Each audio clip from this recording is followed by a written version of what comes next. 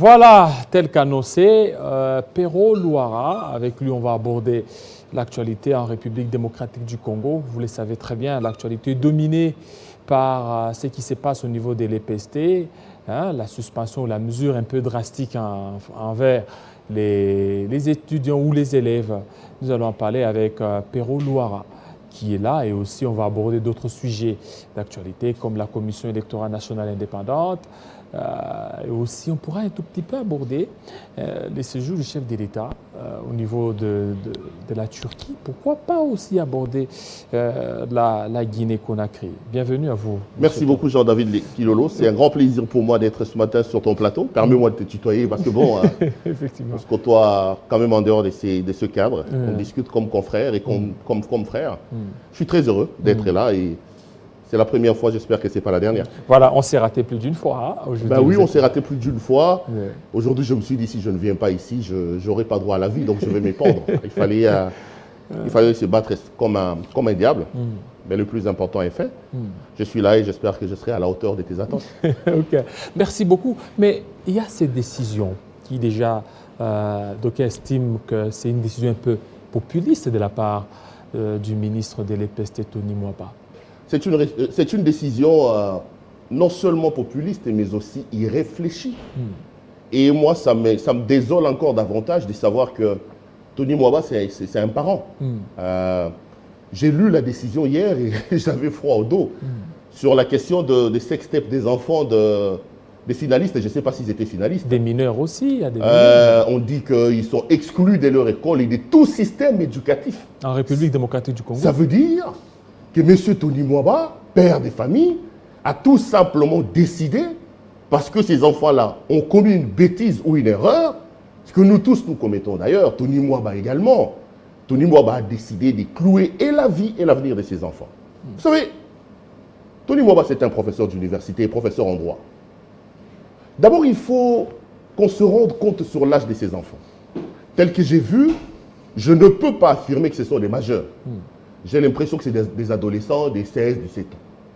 Or, il est clair qu'en droit, que Tony Mwaba enseigne, parce que j'ai participé à certains cours dispensés par le professeur Tony Mwaba, les enfants ne commettent pas d'infraction. Les enfants ne sont pas jugés de manière pénale. Les enfants commettent des manquements à la loi. Et vous le savez qu'en procédure pénale ou en droit pénal, en responsabilité pénale, il y a deux éléments importants que Tony Mwaba doit savoir parce que c'est un enseignant en droit. Pour établir la responsabilité pénale d'un individu, il faut deux choses. La première chose, c'est sa culpabilité. Je suis avec M. Jean-David Kilolo qui a dégainé son arme et qui m'a tiré une balle à la tête. Il est responsable, il est coupable de cet acte-là. La deuxième chose, c'est l'imputabilité. Est-ce que M. David Kilolo, qui est coupable d'avoir tiré sur moi, est-il imputable de ces faits? Il faut établir ces deux éléments-là pénalement pour établir la responsabilité. Je suis même au niveau pénal, je vais très loin. Pour établir la responsabilité des enfants. Donc il faut la culpabilité, il faut l'imputabilité. Or, en droit, les enfants ne sont pas imputables des faits pénaux. Je vais donner un exemple. Je suis à Télé 50, je descends, il y a un fou qui sort une arme blanche et me poignarde. Ce fou-là est coupable de m'avoir poignardé. Mais ce fou-là, le fait qu'il m'ait poignardé ne peut pas lui être imputable. Parce que lorsqu'il m'a poignardé, il était dans un état de folie. On ne peut donc pas établir la responsabilité pénale de ces fous parce que l'élément imputable manque pour constituer les faits pénaux. Mais ici, nous sommes devant les enfants. Premier élément en droit, la responsabilité pénale des enfants n'existe pas. Les enfants ne commettent pas des infractions, les enfants ne commettent pas des faits pénaux, les enfants commettent des manquements à la loi. Mais M. Mwaba va décider de manière unilatérale, parce qu'il y a eu un sextape de ses enfants, il décide non seulement d'exclure ses enfants de leur école, mais aussi de tout système éducatif. Mais ce n'est pas une manière aussi peut-être que les autres enfants puissent tirer un peu des leçons? C'est une folie. Une folie. C'est une folie, la décision du ministre de l'EPST, j'assume ce que j'ai dit, est tout simplement une folie. Lorsque vous êtes parent, un enfant qui commet des dégâts, un enfant qui commet des torts, on ne l'abat pas, on les réprimande et on le remet dans les systèmes éducatifs. Prendre une décision, excluant tous ces enfants du système éducatif en RDC, je trouve que c'est une folie, c'est une décision irréfléchie, c'est une décision populiste qui ne passera pas. Et Tony Mwaba, comme professeur de droit, je suis désolé, je ne peux pas m'expliquer que le ministre de l'enseignement primaire ait décidé de prendre cette décision. Et qu'est-ce que tu vas dire de tous ces aînés-là? Vous êtes ici, vous voyez des ministres, vous voyez des étudiants, des pasteurs. Des pasteurs. Vous avez vu des pasteurs en sextape ici. Pourquoi on ne les a pas exclus définitivement des écoles? Pourquoi eux, qui sont d'ailleurs des adultes, qui ont un sens des responsabilités et des maturités beaucoup plus important que ces enfants? Il y a même un gouverneur qui est même... Mais je vous dis, qui est intérimaire. Il y a un gouverneur du Congo central. Aujourd'hui, vous savez, celui qui va assumer l'intérim. Oui. Celui qui assume l'intérim du gouverneur au Congo central. Oui. On l'a vu nu. Pourquoi Tony Mwaba ne l'a pas exclu de tout système électif? Mais Justin Luemba, c'est lui qui assume. Non, mais je trouve que c'est désolant que de prendre des décisions. Quand on assume des responsabilités. Qu'est-ce qui serait beaucoup plus peut-être à la base de cette prise de décision? Est-ce qu'il a voulu peut-être faire plaisir à son électorat ou non, plaisir ce n'est pas. J'étais il y a 1 ou 2 semaines avec un groupe de conseillers de M. Mwaba sur mon plateau. Et quand vous suivez cette émission, je leur ai reproché quelque chose. Vous savez, lorsqu'on assume des fonctions à ce niveau-là, on doit réfléchir par 2 fois et de manière froide pour prendre des décisions. La difficulté que nous avons avec nos amis de l'UDPS qui sont au pouvoir aujourd'hui, ils confondent l'opposition avec l'exercice du pouvoir. Ça, c'est la réaction émotive d'un opposant. Ce qui se faisait pendant le marche. Regardez comment Tony Mwaba a réagi lorsqu'il a eu un problème avec l'IGF. L'IGF, oui. Un homme d'État ne réagit pas comme ça. On a vu que le ministre avait totalement perdu le contrôle des CNR. Pas à ce niveau-là, monsieur le professeur Tony Mwaba. Vous avez un problème qui se passe pour des raisons étatiques. Un homme d'État, c'est un homme qui fait des réactions de manière froide. Mais regardez ce que Tony Mwaba a fait. À Bengakingaï, à Salakibou, on sent que c'est le sang de l'opposant. La réaction épidermique qu'ils avaient peut-être lorsqu'ils étaient encore dans l'opposition. Nos amis de l'UDPS doivent comprendre qu'aujourd'hui, ils ont la responsabilité de nos destinées entre leurs mains. Ils doivent comprendre qu'aujourd'hui, ils sont à la tête de la République.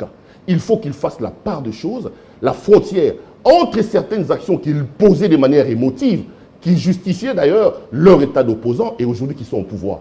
Je trouve que c'est une décision irréfléchie, c'est une décision de folie qui ne peut pas passer. On ne peut pas exclure ces enfants-là, qu'on décide de les exclure de l'école, je comprends. Mais de là, de tout système éducatif, en tout cas, je pense que Tony Mwaba a tout simplement raté l'occasion de réfléchir par 2 fois. Voilà. Alors, autre sujet, c'est le voyage du chef de l'État, Félix Tshisekedi, qui actuellement est au niveau de la Turquie, avec 3 accords qui ont été signés sur la promotion des investissements. Il y a aussi la lutte contre la fraude fiscale et aussi le tourisme. Mais vous ne voyez pas que c'est un peu de trop, tous ces voyages-là? Parce que jusque-là, on attend les retombées ne sont toujours pas venues. Lorsque le président de la République a pris le pouvoir, j'étais parmi les premières personnes qui l'ont soutenu dans ses multiples voyages. Pourquoi? Je disais que au soir de sa vie, au crépuscule de son mandat, Kabila a eu des problèmes avec la plupart des pays, la plupart de nos partenaires bi- et multilatéraux. Kabila vivait un peu en autarcie. Parce qu'il avait des problèmes avec la Belgique, avec la France, avec le Rwanda, avec nos voisins.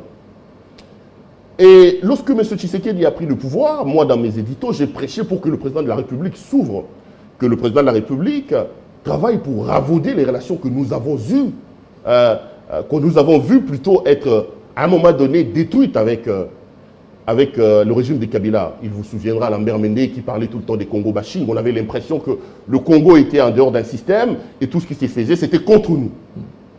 Autant que je l'ai soutenu au début de son mandat par rapport à ce voyage, autant qu'aujourd'hui, je commence vraiment très sincèrement à me poser des questions sur l'importance et l'utilité de ce voyage-là. Parce que c'est vrai que le président a multiplié les voyages, mais sur le plan comptable, ces voyages-là, si nous devons être responsables avec nous-mêmes, on ne peut pas aujourd'hui dire que c'est des voyages qui ont été fructueux pour la République démocratique du Congo. Je me pose des questions, surtout que j'ai lu, je n'ai pas vérifié cette information, qu'il y a des organes qui estiment que depuis que le président de la République est là, il a fait 100 voyages. Je parle au conditionnel, je parle sous Parce que j'ai suivi, on a suivi, selon la RFI, que le président aurait fait son 100e voyage. 100e voyage qui aurait coûté au Trésor public 250 millions de dollars. Parlons au conditionnel, parce que je n'ai pas beaucoup de preuves. 250 millions de dollars américains dans un système, dans un pays pauvre qui a autant de problèmes comme nous. 250 millions de dollars américains, c'est minimum 250 000 kilomètres de routes asphaltées. 250 kilomètres de routes asphaltées. 250 millions de dollars américains, c'est minimum 500 kilomètres de routes en terre. 250 millions de dollars américains, c'est plus de 1000 kilomètres de routes en terre. Donc, aujourd'hui, je commence vraiment à me poser la question sur l'importance de tous ces voyages-là, surtout que, c'est comme je l'ai dit, sur le plan comptable, on ne voit pas encore. C'est peut-être dans 2-3 ans que ça pourra produire. Espérons, mais pour le moment, je l'ai dit, j'assume ce que j'ai dit. Autant qu'au départ de son arrivée, je soutenais ses multiples voyages parce que j'estimais qu'il a trouvé un pays qui était en autarcie, un pays qui était en conflit sur le plan diplomatique avec beaucoup de nos actuellement, partenaires. ça commence un peu à gêner, là. Non, actuellement, je trouve que ça ne nous apporte rien. Parce qu'à un moment donné, dans la marche de la République, ou seulement dans la marche de tout individu, il faut, lorsqu'on fait des pas, qu'on s'arrête à un moment donné pour évaluer d'où nous venons, où sommes-nous et où nous allons. Au départ, je l'ai dit, le président avait effectivement trouvé que Kabila avait des problèmes avec tout le monde. Il fallait tenter de ravauder les relations, rassurer nos partenaires que le régime a changé, que j'amène d'autres idées, que nous pouvons aller sur de nouvelles bases. Là, au départ, je comprenais. Mais aujourd'hui, très sincèrement, je commence à me poser des questions sur l'importance de tous ces voyages que le président a fait, surtout que ça touche sérieusement au Trésor public et nous avons sérieusement des problèmes. Ça fait quoi? Ça fait plus d'une semaine que le président est à l'étranger. Nous avons des problèmes ici chez nous. J'ai comme l'impression que les Congolais qui se posent des questions sur l'importance et l'utilité de ces voyages du président de la République n'ont pas tort. Voilà, ils n'ont pas tort. Mais en tant qu'analyste aussi, en tant que chef d'entreprise, il y a un coup d'État qui s'est passé au niveau de la Guinée. Quelle leçon que la RDC pourra tirer de ce coup d'État? Pour une fois, j'ai été content qu'en Afrique, il y ait un coup d'État. J'ai vu... Content? Ouais. Moi, j'ai salué le coup d'État en Guinée. Oh. Ah ben, je le salue. J'ai été avec plusieurs amis dans plusieurs forums qui me disent « Perrault, attendez, tu es journaliste et leader d'opinion, tu peux pas soutenir un coup de force. » En Afrique, aussi longtemps que nous allons nous évertuer à faire des coups d'État constitutionnels, nous ne pouvons pas empêcher que nous ayons des coups d'État militaires. Les coups d'État militaires qui se passent en Afrique sont tout simplement tributaires aux coups d'État constitutionnels. Je prends le cas. Vous avez M. Alpha Condé qui a 83 ans aujourd'hui. Dans les 83 ans de sa vie, Alpha Condé a passé 40 ans dans l'opposition. Alpha Condé, c'est un peu l'Étienne Tshisekedi du Wamulumba guinéen. C'est lui qui a porté à un moment donné les espoirs de tout un peuple qui vivait des situations compliquées avec Sékou Touré à un moment donné après l'indépendance. Et lorsque Lassana Conté est arrivé avec sa main de fer, les Guinéens se sont dit qu'il peut nous délivrer. Lassana Conté décède aux alentours de 2007-2008. Vous avez une junte qui prend le pouvoir avec Moussa Camara, Dadis Moussa Camara. Et lorsqu'en 2018, M. Condé prend le pouvoir, les Guinéens se disent « Voilà cet homme qui a porté nos espoirs. Voilà cet homme qui nous donnait des leçons. Voilà cet homme en qui nous avons cru. » Mais quel n'a pas été notre désespoir de voir cet opposant réputé de 40 décennies arriver au pouvoir, tripatouiller la Constitution de la République pour avoir un troisième mandat. La leçon que nous devons tirer de tout ça, les amis, moi je l'ai dit et je regarde la caméra. Nous devons apprendre au Congo et ailleurs à construire des États modernes. Et pour moi, les États modernes, ce sont des États où le texte, les principes, le droit prend les pas sur les individus. Le malheur que nous avons en Afrique, nous croyons que lorsqu'on arrive au pouvoir, on peut se protéger en étant au pouvoir. Chers amis, la vie c'est une roue. Les forts d'aujourd'hui sont les faibles de demain et les faibles d'aujourd'hui sont les forts de demain. Regardez, nous avons l'UDPS ici, qui a incarné nos espoirs. Pendant 37 ans. Pendant 37 ans. L'UDPS est au pouvoir. Je salue certaines actions menées, mais je ne m'explique pas que dans certains coins, dans certains comportements, qu'on le retrouve des faits et des actions que l'UDPS condamnait pendant 37 ans. Ça ne s'explique pas. L'UDPS doit nous amener un vent du changement, doit incarner le changement. Je sais que c'est un parti démocratique et je ne souhaite pas que ce qui s'est passé en Guinée se passe ici chez nous. Et ça ne se fera pas, je ne suppose pas. Le président Tshisekedi, c'est un homme qui a l'ADN de la démocratie en lui, qui est né au sein de l'UDPS. Et je ne vois pas le président Tshisekedi tripatuer la Constitution pour un troisième mandat. Mais ce qui se passe en Guinée doit tout simplement nous apprendre que dans la vie, nous devons mettre en place des principes, des textes qui prennent les pas sur nous, les individus. Le principe nous protégeront mieux que nous tous. N'oubliez pas que dans ces pays, à un moment donné, nous avions eu des Inzang. Nous avions eu des Kungulu Saddam, qu'on appelait Saddam. Les hommes très très forts.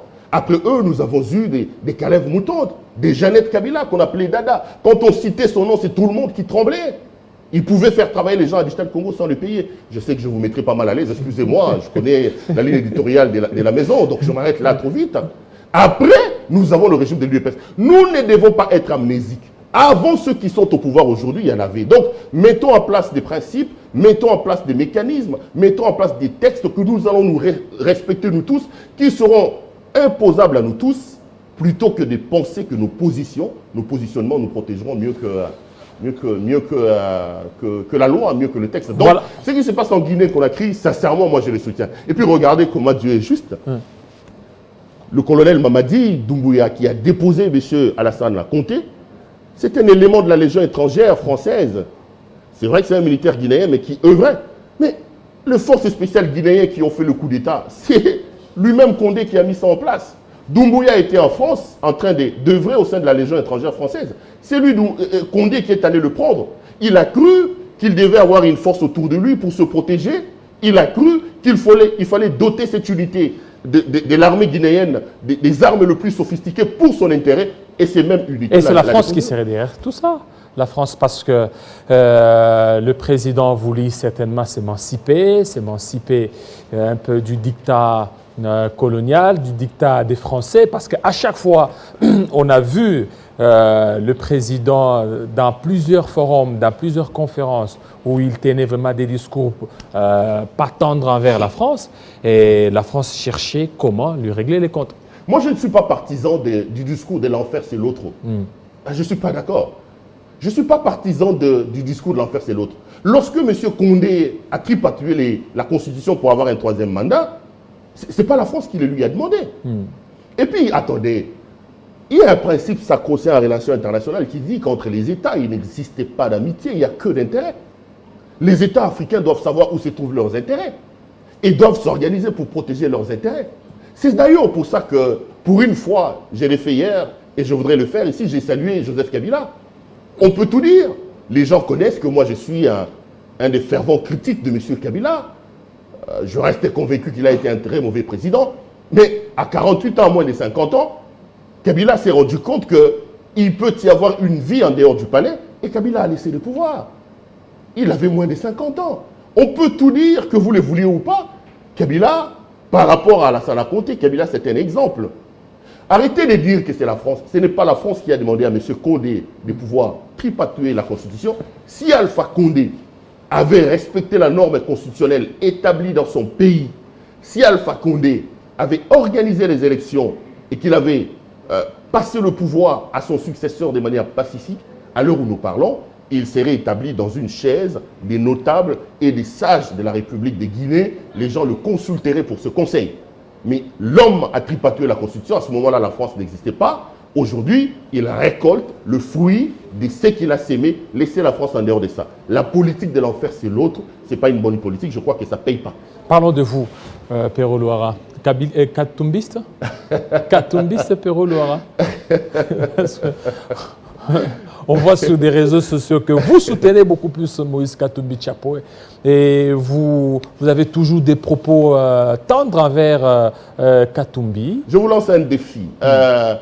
Je connais votre doigté en termes journalistiques.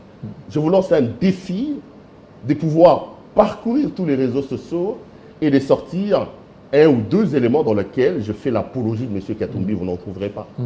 Vous n'en trouverez pas. Mais vous ne les gratignez pas non plus. Hein?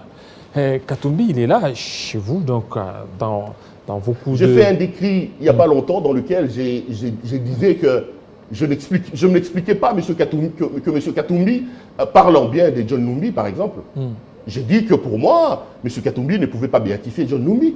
M. Katumbi ne pouvait pas béatifier Matata ou les autres. Sur John Numbi pèsent des soupçons de l'assassinat de M. Tchébéa.